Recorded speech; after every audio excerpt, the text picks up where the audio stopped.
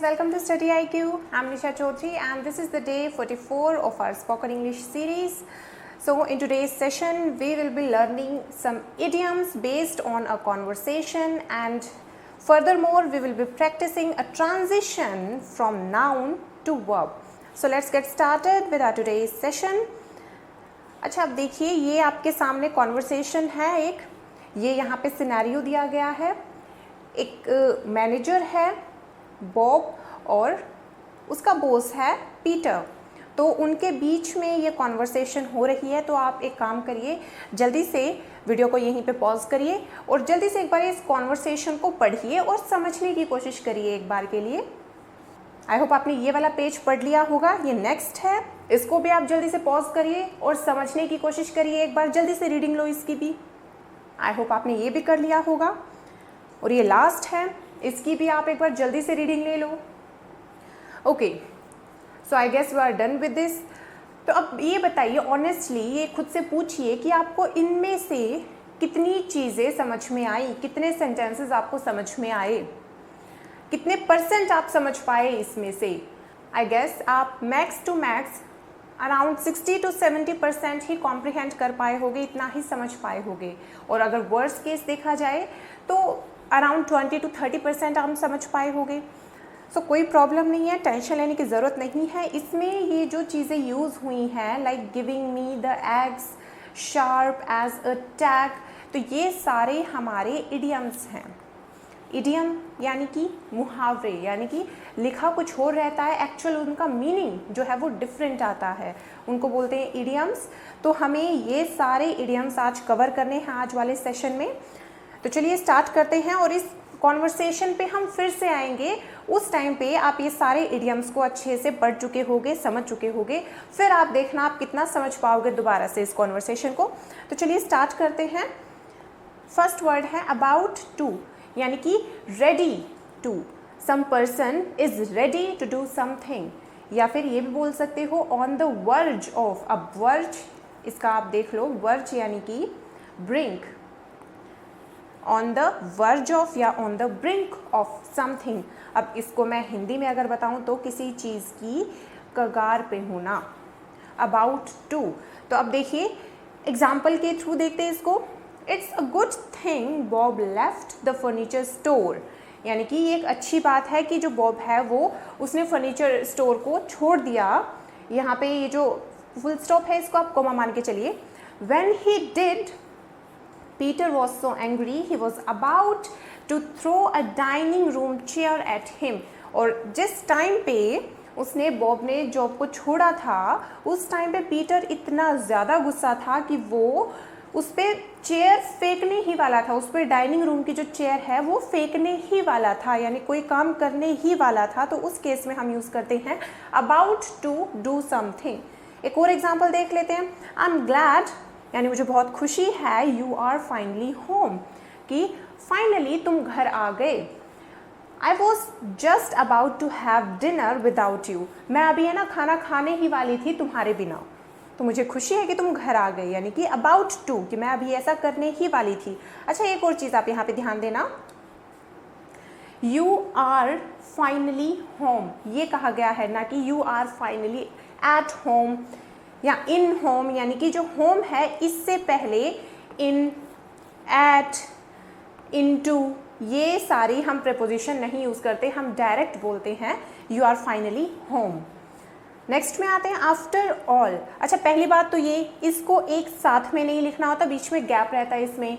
After all इसका मतलब हो जाएगा डिस्पाइट एवरीथिंग, कि जो कुछ भी हुआ उसके बावजूद, यानी कि after all. When everything has been considered, the fact is, यानी कि सारी चीज़ों को अच्छे से देखने और समझने के बाद में, ये जिस आप फैक्ट पे पहुँचे हो उसके लिए हम ये यूज़ करते हैं आफ्टर ऑल। एग्जाम्पल में आते हैं, you had better invite it to the party, to your party, ये पर्सन का नाम है कि तुम्हें इट को पार्टी में बुलाना चाहिए। After all he is a good friend, यानी कि डिस्पाइट एवरीथिंग, सभी चीज़ों के बावजूद वो है तो तुम्हारा अच्छा फ्रेंड ही, तो तुम्हें उसे पार्टी में बुलाना चाहिए। नेक्स्ट एग्जाम्पल पे आते हैं, it doesn't matter what your boss thinks of you, कि अब तो ये मैटर ही नहीं करता तुम्हारा बॉस तुम्हारे बारे में क्या सोचता है। आफ्टर ऑल यानी डिस्पाइट एवरीथिंग, सब के बावजूद you are going to quit your job anyway, तुम्हें वैसे भी तुम्हारी जॉब क्विट करनी है, छोड़नी है, तो अब तो ये फर्क ही नहीं पड़ता कि तुम्हारा जो बॉस है वो तुम्हारे बारे में क्या सोचता है। सो आफ्टर ऑल यानी इन सब के बावजूद। नेक्स्ट है एट लीस्ट। अब यहाँ पे भी आप देखोगे एट लीस्ट, अब ये भी एक साथ में नहीं लिखा जाता, बीच में यहाँ पे भी गैप रहता है, एट लीस्ट यानी anyway the good thing is that, यानी कि चलो कम से कम इतना तो हुआ, अच्छी बात ये तो हुई। यानी कि देखो एक इसको हम इसके सिनोनिम में कंसीडर कर सकते हैं, नो लेस देन, यानी कि चलो एटलीस्ट इतना तो हुआ, कम से कम इतना तो हुआ, तो वो कम से कम, वहां पे आप नो लेस देन भी यूज कर सकते हो और एटलीस्ट भी यूज कर सकते हो। एग्जाम्पल पे आते हैं direct, we have run out of coffee, कि कॉफ़ी ख़त्म हो गई है, ये मैं आपको करवा चुकी हूँ। रन आउट ऑफ समथिंग यानी कोई चीज़ ख़त्म हो जाती है, वहाँ पे हम यूज़ करते हैं run out of. But at least we still have tea, लेकिन कम से कम हमारे पास चाय तो है अभी भी। नेक्स्ट एग्जाम्पल पे आते हैं, ट्रेसी कैन नॉट अफोर्ड या Tracy can't afford to buy a car. Tracy एक कार को खरीदना अफोर्ड नहीं कर सकती, but at least she has a good bicycle, लेकिन कम से कम उसके पास एक अच्छी बाइसिकल तो है। अब यहाँ पे वही बताया गया है कि नो लेस देन को भी हम यहाँ पे यूज़ कर सकते हैं। For example, there were at least 300 people waiting in line to buy concert tickets, कि वहाँ पे लगभग कम से कम 300 लोग वेट कर रहे थे लाइन में कॉन्सर्ट टिकट्स लेने के लिए। तो यहाँ पे अगर आप ऐसे करते हो, there were no less than 300 people, तो वो भी लगभग करेक्ट होगा, वो भी गलत नहीं होगा। नेक्स्ट है ब्रेक द न्यूज़। अब ब्रेक द न्यूज़ यानी कि अचानक से कोई खबर आपके सामने रख देना, break the news, to make something known. देखिए एग्जाम्पल में आते हैं, Samantha and Michael are getting married, कि वो शादी करने वाले हैं, but they haven't yet broken the news to their parents, लेकिन अब तक उन्होंने ये बात अपने पेरेंट्स के सामने नहीं रखी है, पेरेंट्स को नहीं बताई है। ब्रेक द न्यूज़ यानी कि कोई बात है वो अचानक से सामने रखना। नेक्स्ट है, you had better break the news to your father carefully, after all you don't want him to have a heart attack, यानी कि बेहतर यही होगा कि तुम इस बात को अपने फादर को अच्छे से बता दो। आफ्टर ऑल यानी सबके बावजूद आप ये तो नहीं चाहोगे अब तुम कि उन्हें हार्ट अटैक आ जाए, यानी कि you should break the news to your father. अच्छा, अब यहाँ पे ये 2-3 सेंटेंसेस में ये चीज़ यूज़ हो चुकी है, हैड बेटर, और एक और है वुड बेटर। तो अभी के लिए तो ये समझ लो कि इनका मतलब होता है कि तुम्हारे लिए बेहतर यही होगा कि तुम ऐसा कर दो। You would better do this, you had better do this, इस तरह से हम यूज़ करते हैं। और जैसे जैसे क्लासेस आगे बढ़ती हैं इनका यूसेज भी बहुत इंटरेस्टिंग है, ये भी मैं आगे आने वाले टाइम में कवर करूँगी। इनसे जो हमारी कॉन्वर्सेशन है वो अलग ही निखर के आती है, इतना अच्छा इनका यूसेज है, तो इन पे बाद में आएंगे। अभी के लिए बस इतना जान लो, जो इसका मीनिंग मैंने अभी बताया है कि बेहतर यही होगा कि तुम ऐसा करो। नेक्स्ट में आते हैं, cost an arm and a leg, यानी कि कोई भी चीज़ बहुत ज़्यादा एक्सपेंसिव है, बहुत ज़्यादा महंगी है, वहाँ पे हम ये टर्म यूज़ करते हैं cost an arm and a leg. आप इसको ना ऐसे याद रख सकते हो, जैसे कई बार इतने सारे जोक्स बनते हैं कि जैसे अगर आईफोन लेना हो तो आपको तो किडनी बेचनी पड़ेगी कि वो इतना महंगा होता है, तो वैसे ही है कि आपको आर्म और लेग यानी हाथ पैर भी बेचने पड़ जाएंगे, कोई चीज़ इतनी महंगी है, इस हद तक एक्सपेंसिव है, तो इस तरह से आप इसको याद रख सकते हो अच्छे से। एग्जाम्पल में आते हैं, a college education in America costs an arm and a leg, यानी कि कॉलेज जो एजुकेशन है अमेरिका में वो हद से ज़्यादा महंगी है। All of the furniture at Honest Abe's, अब ये शॉप का नाम दे रखा है यहाँ पे, बस और कुछ नहीं है, cost an arm and a leg, यानी कि जितना भी फर्नीचर है इस पर्टिकुलर शॉप में वो बहुत ही ज़्यादा एक्सपेंसिव है। नेक्स्ट है डेड एंड जॉब। अब इसका मीनिंग हो जाएगा कि एक ऐसी जॉब जो आपको कहीं पे भी ना लेके जाए, यानी कि वहाँ पे आगे प्रोग्रेस जो है वो पॉसिबल ही ना हो। और ये सिर्फ जॉब के केस में नहीं, ये हम किसी भी चीज़ के केस में यूज़ कर सकते हैं, डेड एंड। और इसका मीनिंग हो जाता है, आप इस तरह से समझिए ये कोई रास्ता है और यहाँ पे आके अचानक से एक रुकावट आ जाती है और ये इसका एंड है यहाँ पे इस रास्ते का, और यहाँ इससे आगे और प्रोग्रेस करना तो पॉसिबल ही नहीं है, ये इसका एंड है। यहाँ पे आके तो हर चीज़ की डेथ हो ही जाती है, यानी इससे आगे तो बढ़ा ही नहीं जा सकता। तो इसी कॉन्टेक्स्ट में इसको यूज़ किया जाता है कि कोई चीज़ है, अगर आप किसी चीज़ में इन्वेस्ट कर रहे हो तो वो क्या है, अगर वो आगे प्रोग्रेस नहीं कर पा रही है दैट मीन्स वो एक डेड एंड पे पहुंच चुकी है कि उससे ज़्यादा आगे बढ़ना पॉसिबल ही नहीं है। अब आते हैं एग्जाम्पल में। Diane realized that working as a cashier was a dead end job। तो Diane को ये रियलाइज़ हो जाता है फाइनली कि जो वर्किंग जो काम करती है एज ए कैशियर वो एक डेड एंड जॉब है और उससे आगे प्रोग्रेस पॉसिबल ही नहीं है। Next example is Jim worked many dead end jobs before finally deciding to start his own business. Jim बहुत सारी डेड एंड जॉब्स कर चुका था जब उसने फाइनली ये डिसाइड किया कि अब तो उसे खुद का बिजनेस ही स्टार्ट करना है। तो ये था डेड एंड। नेक्स्ट पे आते हैं, लेट्स फेस इट, यानी कि जो रियलिटी है चलो अब उसको एक्सेप्ट करते हैं, चाहे वो कितनी ही डिफ़िकल्ट क्यों ना हो, रियलिटी को एक्सेप्ट करते हैं। और इसके लिए ना एक और हम इडियम यूज़ करते हैं, लेट्स फेस द म्यूज़िक। अब म्यूज़िक का नाम देख के ये नहीं समझना कि ये एक पॉजिटिव सेंस में यूज़ किया जाएगा, नहीं। लेट्स फेस द म्यूज़िक यानी कि कोई भी एक्शन आपने किया है उसका जो बुरा रिजल्ट है, जो उसका रिपरकशन है, वो अभी आप फेस करने के लिए तैयार हो जाओ। और वही यहाँ पे है लेट्स फेस इट, यानी कि जो रियलिटी है उसको फेस करो।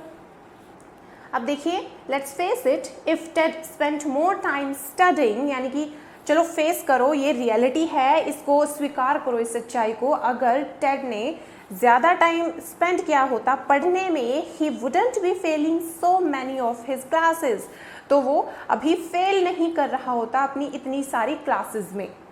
नेक्स्ट है लेट्स फेस इट, इस बात को, इस रियलिटी को एक्सेप्ट करो। If you don't have a college degree it can be difficult to find a high paying job, कि अगर आपके पास कॉलेज की कोई डिग्री नहीं है तो ये बहुत डिफ़िकल्ट होगा आपके लिए कि कोई ज़्यादा सैलरी वाली जॉब आपको मिल सके। तो चाहे कितनी ही डिफ़िकल्ट हो रियलिटी, इसको एक्सेप्ट करो, उसके लिए हम इसको यूज़ करते हैं लेट्स फेस इट। नेक्स्ट है गिव वन द क्रीप्स, यानी कि एक ऐसी फीलिंग क्रिएट कर देना, मीन्स जो डर की हो या डिसगस्ट, यानी कि जिसे घिन आए, जो नफरत सी हो, उसके लिए हम ये टर्म यूज़ करते हैं to give one the creeps. For example Ted's friend Matt has 7 earrings in each ear, यानी कि टेड का फ्रेंड है कोई मैट और उसके हर एक कान में 7 उसने इयररिंग डाल रखे हैं। And I love mom tattoo on his arm, अपने हाथ पे आई लव मॉम ये टैटू भी बनवा रखा है। He really gives Nicole the creeps, यानी कि उसको देख के जो निकोल है उसको बिल्कुल भी अच्छा नहीं लगता, उसको ये होता है कि नहीं बस इससे तो दूर ही रहा जाए। अभी आपने इमेजिन किया होगा आपके माइंड में भी जो फील आई है ना कि देख के कि ओहो ये क्या है, तो वही वाली बस फील होती है ये feeling of disgust and horror. Next example में आते हैं, there was a strange man following me, एक स्ट्रेंज मैन, एक अजनबी आदमी मुझे फॉलो कर रहा था अराउंड द ग्रोसरी स्टोर के अराउंड, यानी वहाँ के उसके आसपास। ही was giving me the creeps.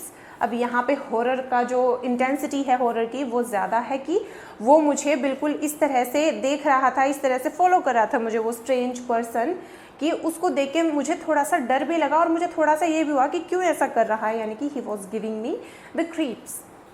Next है to go back to the drawing board, और इसको इस तरह से भी बोला जा सकता है back to the square one, back to the square one, दोनों का सेम मीनिंग है, आप इसको भी नोट डाउन कर लेना।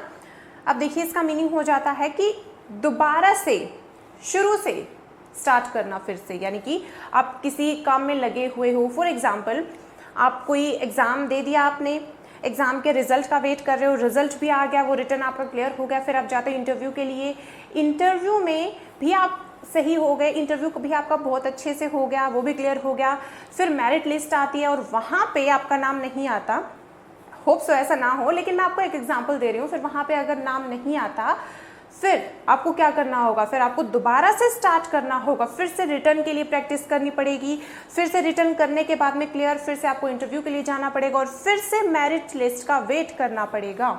तो यानी कि आपने क्या किया है, you have started all over again from the beginning. आपने बिगनिंग से मीन्स बिल्कुल शुरू से दोबारा से स्टार्ट किया है। तो वहाँ पे आप यूज़ कर सकते हो बैक टू स्क्वायर वन या फिर to go back to the drawing board, दोनों आप यूज़ कर सकते हो। For example, friend's new business failed, कि उसका जो न्यू बिजनेस है वो फेल हो गया, so he had to go back to the drawing board. तो वो दोबारा से उसने फिर से शुरू किया, एक नए सिरे से शुरू किया। एग्जाम्पल एक और देख लेते, the president didn't agree with our new ideas for the company, कि हमारी कंपनी का जो प्रेसिडेंट है वो एग्री नहीं करता हमारे नए आइडियाज़ से, so we had to go back to the drawing board. तो अब तक जो हमने जितनी भी मेहनत की थी उन आइडियाज़ को बनाने में, फॉर्मुलेट करने में, उनको प्रेजेंट करने में, प्रेसिडेंट ने तो वो सारे ही रिजेक्ट कर दी, उसने तो एग्री नहीं किया। तो अब हमें दोबारा से शुरू करना पड़ेगा नए आइडियाज़ के साथ में, यानी कि हम वापस से वहीं पे पहुंच गए हैं जहाँ से हमने स्टार्ट किया था, यानी कि दोबारा से घूम के वहीं आ जाना। नेक्स्ट है टू गो बेली अप, इसका मीनिंग हो जाता है टू गो बैंकरप्ट, दिवालिया हो जाना। इसके लिए आप एक और बहुत अच्छा वर्ड ये यूज़ कर सकते हो, सॉल्वेंट, और इसके आगे लगा दो इनसॉल्वेंट, यानी कि दिवालिया हो जाना, इनसॉल्वेंट। एग्जाम्पल में आते हैं, many people lost their jobs when Enron, अब ये एक कंपनी का नाम है, वेंट बेली अप, यानी कि ये जो कंपनी है जब ये बैंकरप्ट हुई तो उस टाइम पे बहुत सारे लोगों ने अपनी अपनी जॉब्स खो दी। नेक्स्ट है my company lost $3 million last year, we might go belly up, कि मेरी कंपनी ने इतने रुपए जो हैं, इतने डॉलर जो हैं वो लॉस कर दिए हैं, इतने में लॉस में चल रही है और हमें लगता है कि we might go belly up, that means we might go bankrupt, हम शायद बैंकरप्ट हो जाएं, we might go insolvent. Next में आते हैं, गिव समवन द एक्स, यानी कि टू फायर समवन, किसी को जॉब से निकाल देना। Mary used to talk to her friends on the phone all day at work, तो ये एक एम्प्लॉई थी, ये हमेशा अपने दोस्तों से फ़ोन पे बात करती रहती थी वहाँ पे वर्क प्लेस पे, until one day her boss finally gave her the axe, फिर क्या हुआ, एक दिन उसके बॉस ने उसको फायर कर दिया।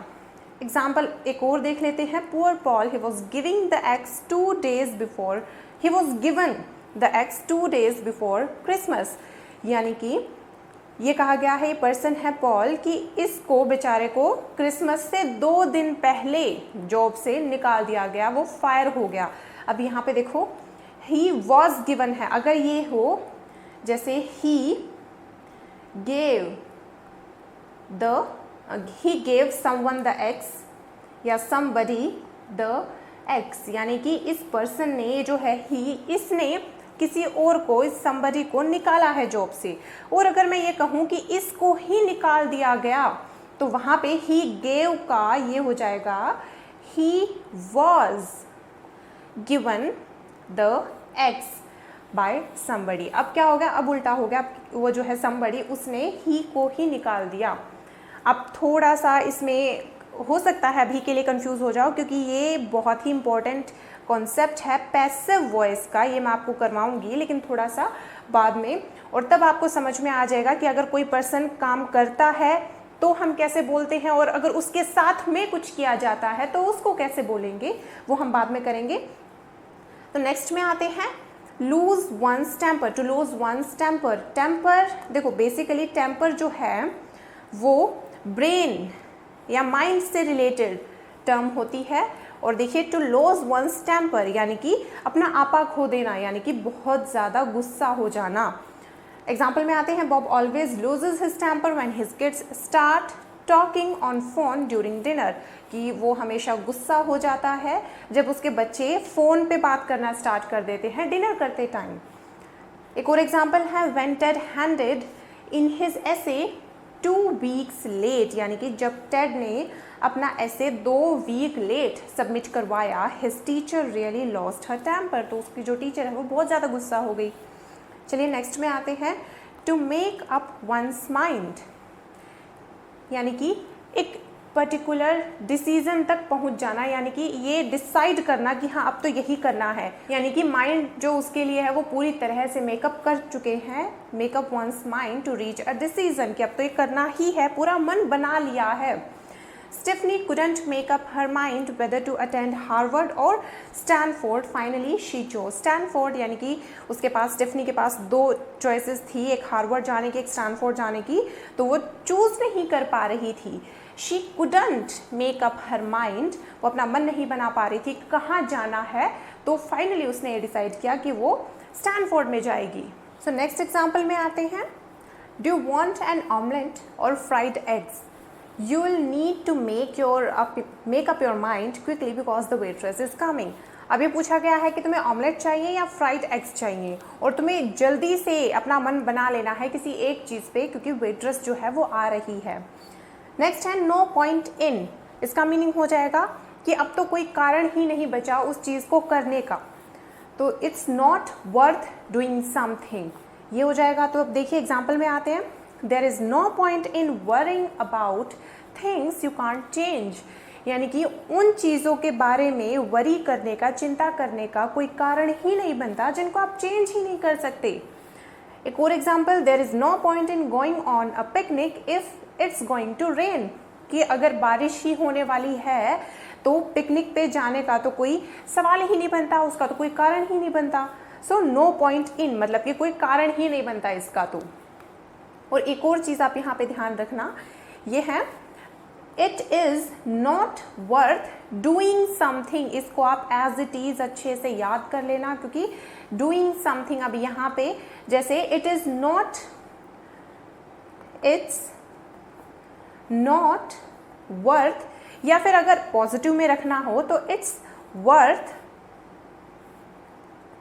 जैसे अगर कोई वीडियो गेम है सो इट्स वर्थ या इट्स नॉट वर्थ प्लेइंग। अब यहाँ पे आप टू प्ले ये आप नहीं कर सकते, यहाँ पे आपको हमेशा ही आईएनजी फॉर्म लगानी होगी वर्ब की। वर्थ के बाद में हमेशा आईएनजी फॉर्म को यूज किया जाता है, और इससे पहले मैंने आपको ये भी बताया हुआ है, स्टार्ट, बिगिन, फिनिश, तो इन सब के केस में भी इनके तुरंत बाद में आईएनजी फॉर्म हम यूज करते हैं। इसी के अलावा कीप के बाद में भी हम ये यूज करते हैं। स्टॉप, जैसे टीचर बोलती है ना स्टॉप टॉकिंग, वो ये तो नहीं बोलती कभी भी स्टॉप टू टॉक, वो हमेशा ये बोलते हैं stop talking. Stop making a noise, ये कहा जाता है। अब जैसे मैं आपको बोलती हूँ कीप प्रैक्टिसिंग, मैं आपको ये नहीं बोलती ना कीप टू प्रैक्टिस। इसी तरह से वर्थ के बाद में आप जो भी लगाओगे वहाँ पे आईएनजी स्ट्रक्चर आपको यूज करना है। तो एग्जाम्पल में, अच्छा एग्जाम्पल हो गए, चलिए नेक्स्ट में आते हैं अभी। टू पुट अप विद, इसका आप ये भी कर सकते हो टू कॉप विद, दोनों का एग्जैक्टली सेम मीनिंग होता है, टू पुट अप विद और टू कॉप विद।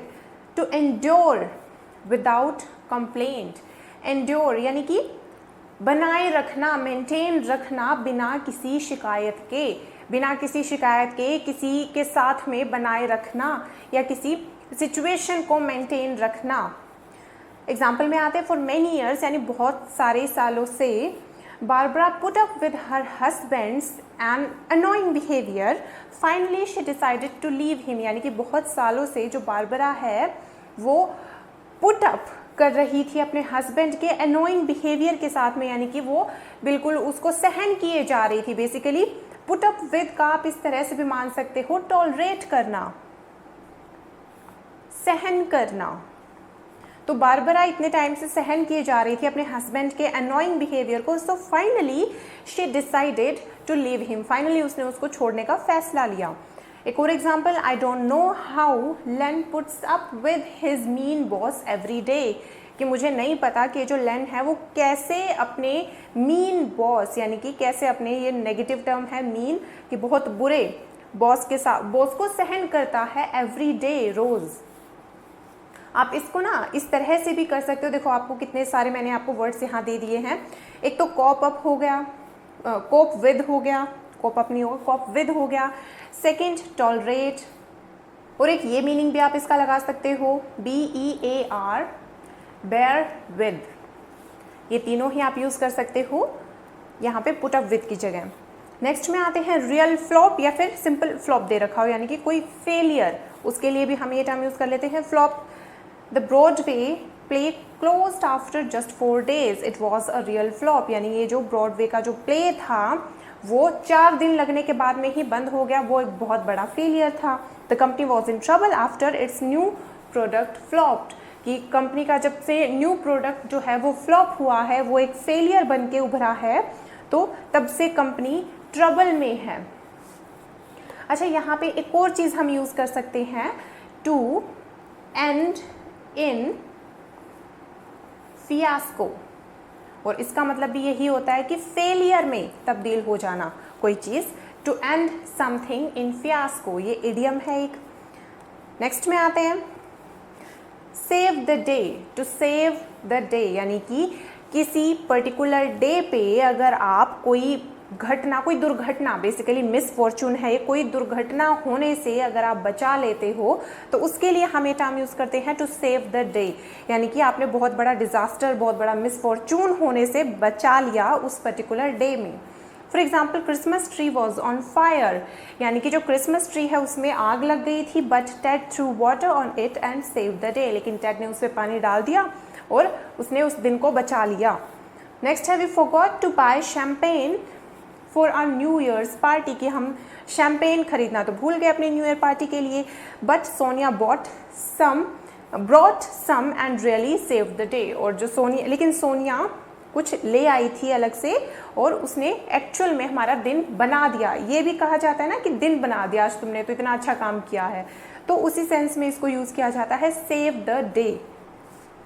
नेक्स्ट है एज शार्प एज टैक, और ये जो टैक है इसका मीनिंग होता है नेल, यानी कि कील, उसके लिए हम इसको यूज़ करते हैं टैक। और एज शार्प एज टैक, यानी कि कील के जितना नुकीला होना, यानी कि बेसिकली बहुत इंटेलिजेंट होना, बहुत शार्प होना। Jay scored 100% on his science test, उसने 100% स्कोर किया, so he is as sharp as tack. Anna got a scholarship to Yale, तो वो भी, उसके लिए भी हमें यूज़ कर सकते हैं she is as sharp as a tack. Next में आते हैं, देखिए to talk over.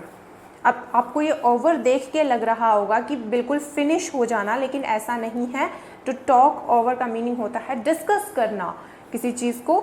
David and I spent hours talking over the details of the plan, की हमने घंटों बिता दिए इसमें डिटेल के बारे में, जो प्लान है उसके डिटेल के बारे में डिस्कशन करने में।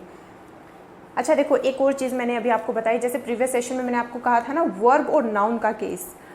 वर्ब हो जाएगी डिस्कस करने में, इसकी नाउन फॉर्म हो जाएगा डिस्कशन, ये हो जाता है। चलो इसकी मैं आपको बहुत सारी प्रैक्टिस करवाऊंगी, इसके बारे में टेंशन लेने की ज़रूरत नहीं है। नेक्स्ट में आते हैं, before you make any big decisions give me a call, will talk things over, कि अगर कि तुम कोई भी बहुत बड़ा डिसीजन लेने से पहले मुझे कॉल करना एक बार, हम बातें सुलझा सकते हैं, मीन्स हम बातें करके चीज़ों को सुलझा सकते हैं, डिस्कशन करके हम चीज़ों को सुलझा सकते हैं। नेक्स्ट है टॉप डॉलर। अब टॉप डॉलर का मीनिंग हो जाएगा कि कोई भी जैसे प्राइस रेंज है तो उसमें जो हाईएस्ट पॉइंट है ना, कि इससे ज़्यादा तो अब महंगी कोई चीज़ क्या ही हो सकती है, तो वो हाईएस्ट रेंज है, उसके लिए ये इडियम यूज़ किया जाता है टॉप डॉलर। निकोल पे top dollar for a shirt eight banana Republic, तो निकोल ने वहाँ पे क्या है कि टॉप डॉलर पे किया, यानी कि एक्सट्रीम जो रेंज हो सकती थी ना वो उसने पे की उस शर्ट के लिए। नेक्स्ट है wait until those jeans go on sale, why pay top dollar, यानी कि वेट करो जब तक कि वो जो जीन्स हैं वो सेल में ना आ जाएं, क्यों ही हमें इतनी ज़्यादा हाई रेंज में प्राइस को पे करना है, कि जबकि वो थोड़े टाइम बाद में सेल में आ ही जाएंगी। तो ये है। तो अब देखिए, अब आपको सारे वर्ड्स का मीनिंग पता है, सारे इडियम्स का मीनिंग पता है, अब आप इजीली इनको समझ सकते हो। तो अब चलो स्टार्ट करते हैं। देखो, उसका काम पे जो दिन रहा है उसके बारे में बताया गया है यहाँ पे। Bob works as a manager in a furniture store, और जो पीटर है वो उसका बॉस है, लेकिन वो जो सेल्स हुई है, जो बिक्री हुई है, उससे खुश नहीं है। बॉब्स न्यू एडवर्टाइजिंग कैंपेन, कि जो बॉब ने नया आइडिया दिया था एडवर्टाइजिंग कैंपेन का, हैजंट हेल्प्ड, यानी कि उससे कोई भी सहायता नहीं मिली। Peter decides to fire him. तो पीटर जो है, बॉस जो है, वो डिसाइड करता है कि बॉब को फायर कर दे, यानी नौकरी से निकाल दे। तो चलिए अब इनके कॉन्वर्सेशन देखते हैं। पीटर कहता है, जो बॉस है वो कहता है, Bob I hate to break the news but our sales were down again last month. यानी कि देखो, मुझे ये कहते हुए बहुत बुरा लग रहा है, लेकिन ये न्यूज़ तुम्हें बतानी ही पड़ेगी, ये इन्फॉर्मेशन तुम्हें बतानी ही पड़ेगी कि हमारी जो सेल्स हैं वो नीचे चली गई हैं काफ़ी पिछले महीने से। नेक्स्ट है बॉब डाउन अगेन। अब वो बोलता है कि फिर से नीचे चली गई। पीटर कहता है yes these days everybody is shopping at our competition. यानी कि दीज डेज आजकल हर कोई शॉप कर रहा है, शॉपिंग कर रहा है हमारे कंपटीशन में। यानी कि हमारा जो कॉम्पिटिटर है वहाँ पे उनके यहाँ जाके हर कोई शॉपिंग कर रहा है, और उसका नाम बताया है ऑनेस्ट एबेस फर्नीचर स्टोर, कि यहाँ पे हर कोई जाके वहाँ पे सामान खरीद रहा है। नेक्स्ट है, तो इसका रिप्लाई बॉब इस तरह से देता है, बट एवरीथिंग इन देयर, कि वहाँ पे तो हर कोई ही चीज़ cost an arm and a leg, कि वो तो इतनी हद से ज़्यादा महंगी है। यानी कि मैंने आपको बताया था ना, cost an arm a leg, यानी कि इतना कोई चीज़ महंगा होना कि वो आपको अपने हाथ पैर जो है वो बेचने पे मजबूर कर दे, यानी कि बहुत ज़्यादा महंगा होना। नेक्स्ट है Peter that's true they do charge top dollar, कि हाँ बिल्कुल वो सही बात है, वो टॉप डॉलर यानी कि वो हाईएस्ट रेंज जो पॉसिबल है वो चार्ज करते हैं लोगों से। अब बॉब बोलता है इस पे, and their sales people are very strange, और उनके तो जो सेल्स पीपल हैं जो वहाँ पे बेचने का काम करते हैं वो लोग, वो भी बहुत स्ट्रेंज हैं, बहुत अजीब से हैं। They really give me the creeps, यानी उनको देख के ही मुझे यूँ बिल्कुल स्ट्रेंज सी फीलिंग आती है कि गिव मी द क्रीप्स, यानी कि मुझे डिस्गस्ट और हॉरर वाली सी फील आती है, उनको देख के डिस्गस्ट वाली फील ज़्यादा रहती है। पीटर अब बोलता है इस पे, well they must be doing something right over there. अब पीटर जो उसका बॉस है वो इस बात को इस तरह से रिप्रेजेंट करता है कि देखो तुम उनकी बुराई कर रहे हो, लेकिन वो कुछ ना कुछ तो सही कर रहे होंगे ना, तभी तो लोग वहाँ जा रहे हैं। Meanwhile we are about to go belly up, और इसी के दौरान, मीनवाइल कि वो तो इतना अच्छा कर रहे हैं, और इसी के दौरान हम जो हैं वो बेली अप होने वाले हैं, यानी कि बैंकरप्ट होने वाले हैं, बैंकरप्ट होने की कगार पे हैं। अब इस पे बॉब बोलता है, I am sorry to hear that, कि सुन के बुरा लगा। देखो मैं आपको ये पहले बता चुकी हूँ कि अगर पोलाइटली आपको कुछ नेगेटिव बात बोलनी है तो आप किस तरह से बोलोगे, या तो आई एम अफ्रेड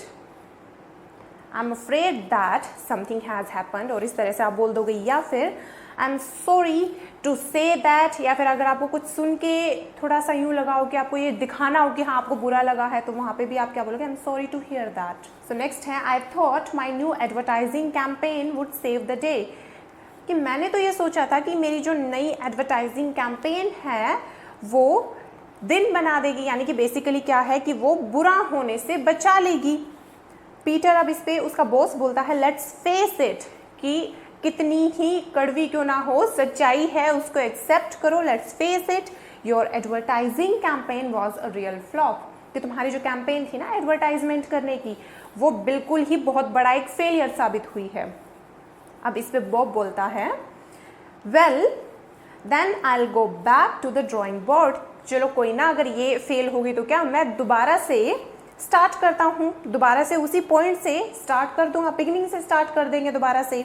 इस पे पीटर बोलता है, it's too late for that, कि अब उसके लिए बहुत देर हो चुकी है, यू आर फायर्ड, कि तुम्हें निकाल दिया जाता है नौकरी से। अब देखिए इस पे आगे, अब बॉब रिप्लाई करता है, what you are giving me the axe, यानी कि क्या तुम मुझे नौकरी से निकाल रहे हो, that means you are giving me the axe. Next है Peter, yes I have already found a new manager, कि हाँ और मैंने तो नया मैनेजर भी ढूंढ लिया है, आई हैव ऑलरेडी, कि पहले से ढूंढ लिया है। She is as sharp as a tack, और वो जो है नई मैनेजर जो है वो एकदम से टैक के जितनी शार्प है, यानी वो एक्सट्रीमली इंटेलिजेंट है। इस पे बॉब बोलता है, can't we even talk this over, यानी कि क्या हम इस पे डिस्कशन भी नहीं कर सकते थे, तुमने मुझसे इस बारे में डिस्कस करना भी ज़रूरी नहीं समझा। आफ्टर ऑल, यानी इन सब के बावजूद कि चलो कोई ना, मेरी वो जो स्कीम है लास्ट वाली जो कैंपेन है एडवर्टाइजमेंट वाली वो फेल हो गई, लेकिन उन सब के बावजूद भी अगर देखा जाए so I have been working here for last 10 years, कि मैं यहाँ पे पिछले 10 सालों से तो काम कर रहा था, उसका थोड़ा सा लिहाज करना था। तो इसमें पीटर रिप्लाई करता है there is no point in arguing, यानी कि अब कोई पॉइंट ही नहीं बचता, कोई रीज़न ही नहीं बचता, कोई कारण ही नहीं बचता आर्ग्यू करने का। Bob, I have already made up my mind, कि मैं पहले से ही अपना मन बना चुका हूँ। I have already made up. Next है, अब इस पे बॉब बोलता है oh well at least I won't have to put up with your nonsense any more. अब ये भी थोड़ी सी, अब इसमें भी थोड़ी सी ना नेगेटिविटी आ गई है। अब ये बोलता है चलो ठीक है, एटलीस्ट कम से कम अब आई वॉन्ट यानी I will not have to put up with your nonsense, कि मुझे तुम्हारी जो नॉनसेंस है उसको तो और ज़्यादा सहन नहीं करना पड़ेगा। I have not to put up with your nonsense. Next है goodbye to you and goodbye to this dead end job, यानी कि एक ऐसी जॉब थी जिसमें आगे प्रोग्रेस पॉसिबल ही नहीं थी, एक डेड एंड जॉब थी, तो इसको भी मैं बाय बोल के जा रहा हूँ यहाँ से। अब पीटर बोलता है please leave before I lose my temper, कि हाँ निकल जाओ यहाँ से, इससे पहले कि मैं अपना आपा खो दूँ, यानी इससे पहले मुझे और भी गुस्सा आ जाए, निकल जाओ यहाँ से। सो बेसिकली ये थी कॉन्वर्सेशन। आई होप अब आपको पूरी क्रिस्टल क्लियर हो गई होगी। और इसमें कॉन्वर्सेशन के ज़रिए हमने इतने सारे न्यू वर्ड्स, इतने सारे न्यू इडियम्स सीखे हैं, और इनको डेली लाइफ में प्रैक्टिस ज़रूर करना। और इनके अलावा ये आपका होमवर्क रहेगा, आपको प्रैक्टिस करना है। और प्रैक्टिस यानी कि ये जो ब्लैंक्स हैं आपको इन ऑप्शंस में से फिल करने हैं। एक बार फिर से आपकी रिवीजन हो जाएगी जब आप यहाँ पे इनको ब्लैंक्स को फिल करोगे। अब आते हैं प्रीवियस डे वाले टास्क पे। मैंने आपको ये कहा था कि नाउन फॉर्म्स और वर्ब फॉर्म्स आपको लिखनी है। बहुत सारे ऐसे वर्ड्स मिलेंगे जहाँ पे आपको नाउन से वर्ब में ट्रांसलेट करना होगा। तो चलो मैं उनको दिखा देती हूँ, आपको कुछ प्रैक्टिस करवा देती हूँ आपकी। अब जैसे ये है एक्सेप्ट, किसी चीज़ को स्वीकार करना। अब ये तो क्या है, स्वीकार करना, वर्ब यानी कि करना, ये वाली फील आ रही है यहाँ पे। लेकिन नाउन, अब यहाँ पे तो सिंपल नाम बस ये लिख के छोड़ दिया जाएगा। और अब यहाँ पे एक्सेप्टेंस, अब यहाँ पे करना, अब यहाँ पे एक्शन की बात नहीं हो रही, यहाँ पे बस एक्सेप्टेंस, ये इतना ही है। नेक्स्ट है अचीव, कि कुछ भी हासिल करना। अगर वहाँ कहीं पे आपको ये यूज़ करना हो तो वहाँ आप लिखोगे अचीव। लेकिन अगर कहीं पे ये हो कि अचीवमेंट, उपलब्धि क्या है इसकी, तो उपलब्धि यानी कि अचीवमेंट, और हासिल करना तो वहाँ पे अचीवमेंट को यूज़ करोगे। तो इसी तरह से आप सारे एक बार इनकी रीडिंग ज़रूर ले लेना। जैसे एनोए, एनोए से बन जाएगा एनोयंस। तो इसी तरह से काफ़ी सारे हैं, ये आपको पीडीएफ प्रोवाइड हो जाएगी, उसमें सारे इजीली मिल जाएंगे। और अच्छे से आपको नोट डाउन ज़रूर करने हैं। ये नहीं है कि हमारे पास पीडीएफ है चलो वो सेव पड़ी है, नहीं, जब तक नोट डाउन नहीं करोगे नहीं समझ में आएगा। और ये बहुत ज़रूरी एस्पेक्ट हैं इसके लर्निंग के कॉन्वर्सेशन को। तो अब लास्ट पार्ट पे आते हैं जो कि है हमारा बेसिकली वोकैबुलरी वाला सेक्शन। वैसे देखा जाए तो हम अभी वोकैबुलरी ही कर रहे थे इसमें, आज के कॉन्वर्सेशन में, कॉन्वर्सेशन प्लस वोकैबुलरी थी ये। लेकिन फिर भी क्योंकि अलग से मैंने आपको स्टार्टिंग में कहा था कि सेशन डेली करवाऊंगी मैं वोकैबुलरी का, तो चलो उस पर आते हैं। प्रीवियस सेशन में भी हमने स्मेल के बारे में, फ्लेवर्स के बारे में बात की थी, आज भी उसी को कंटिन्यू करते हैं आगे। तो अब देखते हैं लेस प्लेजेंट, यानी कि जो इतने अच्छे नहीं होते, उन स्मेल्स के बारे में, उन टेस्ट के बारे में, यानी उन फ्लेवर्स के बारे में बात करते हैं आज। तो फर्स्ट वर्ड है इंसिपिड। इंसिपिड यानी कि जो टेस्टी ना हो, इंसिपिड आप ये लगा सकते हो जो फीका हो बहुत, जिसमें कोई टेस्ट ही ना हो। और इसमें आप इसका सिनोनिम, एक तो ये हो गया ब्लैंड, और एक और इसका सिनोनिम आप लिख सकते हो वेपिड, VAPID। तो इनका तीनों का सेम ही मीनिंग रहता है, यानी कि कोई चीज़ बहुत ही फीकी है, बहुत नीरस है। तो दिस सूप इज़ इंसिपिड, कि ये सूप तो बिल्कुल ही फीका है। नेक्स्ट है पंजेंट। पंजेंट यानी कि बहुत ही स्ट्रॉन्ग स्मेल होना किसी चीज़ में। अब देखिए गार्लिक, जो लहसुन होता है उसमें बहुत ही पंजेंट स्मेल होती है। उसमें जैसे अगर वो छील लेते हैं तो हाथों में से स्मेल नहीं जाती, तो वैसी स्मेल जो है वो पंजेंट स्मेल होती है। इसके अलावा आपने देखा होगा केमिस्ट्री लैब में से, वहाँ से जो स्मेल आती रहती थी ना कॉलेज टाइम में, स्कूल टाइम में, जो सीधी यहाँ पे आके लगती थी, तो उस स्मेल को कहा जाता है पंजेंट स्मेल, की बहुत तीखी जो स्मेल होती है। ये नेगेटिव टर्म है वैसे पंजेंट। नेक्स्ट में आते हैं मस्टी। अब मस्टी यानी कि अब ये भी देखो, आज जो हम कर रहे हैं वो सारी ही नेगेटिव में ही हम यूज़ करेंगे, लेस प्लेजेंट है यानी बेसिकली अनप्लेजेंट हैं जो स्मेल्स। तो अब देखिए मस्टी यानी देखो बारिश के मौसम में जो थोड़ी सी सीलन की जो स्मेल आने लग जाती है ना, उसको हम बोलते हैं मस्टी स्मेल।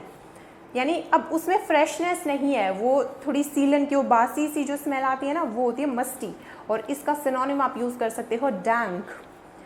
ऑडर, अ स्मेल, अब ऑडर भी आप बोल सकते हो, ऑडर भी नेगेटिव टर्म ही होती है अपने आप में। तो अब देखिए this house has a musty order, कि ये जो घर है इसमें से ना तो ऐसी मस्टी सी गंदी वाली स्मेल आ रही है, मस्टी ऑडर आ रहा है। नेक्स्ट है रिवॉल्टिंग। रिवॉल्टिंग फिर से वही जिसको देख के ये हो कि छी क्या चीज़ है ये, यानी डिसगस्ट की फीलिंग आए जिसको देख के थोड़ी सी घृणा वाली फील आए ना, तो वहाँ पे हम ये टर्म यूज़ करते हैं रिवॉल्टिंग या डिसगस्टिंग। आज पहले भी हम कर चुके हैं इस वर्ड को, डिसगस्ट को। तो अब यहाँ पे देखिए दिस फिश स्मेल्स रिवॉल्टिंग, ये जो फिश है ये बिल्कुल इसे देख के डिसगस्ट वाली फील आ रही है। I think it has gone of, कि मुझे लगता है अब गॉन ऑफ यानी कि अब इसका मीनिंग क्या हो जाएगा, go off. If something goes off that means कि वो जो है वो अभी खाने या पीने के लिए अब सूटेबल नहीं रहा है, वो बिल्कुल सड़ चुका है, यानी आप ये बोल सकते हो कि उसकी एक्सपायरी डेट है वो क्रॉस हो चुकी है, तो it has gone of. Next है नॉजिएटिंग। ये तो बहुत ही इम्पॉर्टेंट टर्म है। कई बार क्या होता है, कोई चीज़ ऐसी आप देख लेते हो या फिर आप जैसे कहीं ट्रैवल कर रहे हो तो वहाँ पे भी आपको क्या होता है कि चक्कर आने से आपको फील होता है कि अभी वोमिट होगी, हमें अभी उल्टी होगी, तो उस फीलिंग को कहा जाता है नॉजिएटिंग फीलिंग। तो अब देखिए there was a nauseating stench in the basement. अब स्टेंच फिर से वही है, गंदी वाली जो स्मेल आती है, जो बुदबू, उसके लिए हम ये टर्म यूज़ करते हैं स्टेंच। तो बेसमेंट में एक बहुत ही ऐसी गंदी वाली स्मेल आ रही थी कि अचानक से यूँ लगा कि बस अभी उल्टी ही हो जाएगी, वो नोजिएटिंग सा फील हुआ। अच्छा, एक और टर्म है जैसे यहाँ पे वॉमिट। वॉमिट यानी कि आप यहाँ पे प्यूक, ये टर्म भी यूज़ कर सकते हो, दोनों का सेम मीनिंग होता है। और वर्ड्स पे आते हैं। आप देखिए कई बार क्या है कि हमें खाने का फ्लेवर डिस्क्राइब करना होता है कि ये खाना मतलब कैसा सा लग रहा है हमें। तो अब देखिए लेमनी, कई बार हम ये भी कर सकते हैं किसी के भी एंड में वाई अगर लगा देंगे ना तो वो भी हम बता सकते हैं, जैसे लेमनी यानी कि जो नींबू का मतलब खट्टा सा कुछ लग रहा है इसका फ्लेवर, कि इसमें काफ़ी नींबू डाल दिया गया, वैसा सा फ्लेवर आ रहा है इसका खाने का। तो फिशी यानी कि फिशी एक्चुअल में नेगेटिव में ही यूज़ होता है हमेशा ये, कि बहुत ही गंदा सा इसका फ्लेवर आ रहा है। वुडी, नटी, पेपरी यानी कि मिर्ची वाला सा इसका तीखा सा फ्लेवर आ रहा है। सॉल्टी, फ्रूटी, ये सारे आप यूज़ कर सकते हो। तो अभी आते हैं आपके टास्क पे। इस पैराग्राफ में आपको ये सारे वर्ड्स में से फिल करने हैं जो भी आपको मोस्ट सूटेबल लगे, और यहाँ पे आपको देखिए हिंट भी दिए गए हैं इन सब में, तो ये आपको फिल करना है। इसके अलावा ये भी आपके लिए एक्सरसाइज है कि what makes your mouth water, कि कौन सा ऐसा खाना है, कौन सी ऐसी चीज़ है जिससे कि आपके मुंह में पानी आ जाता है। ये बेसिकली प्रीवियस डे वाले हमारे हैं, तो उनमें से भी आप फिल करोगे यहाँ पे, और ये आप मुझे सबमिट करवाओगे यहाँ पे। This my insta handle where you can connect with me, और बिल्कुल ज़रूर आप मुझे भेजना ये अपने असाइनमेंट्स, ताकि आपका जो है वो भी असेसमेंट होता रहे। So guys, thanks for watching, just keep practising.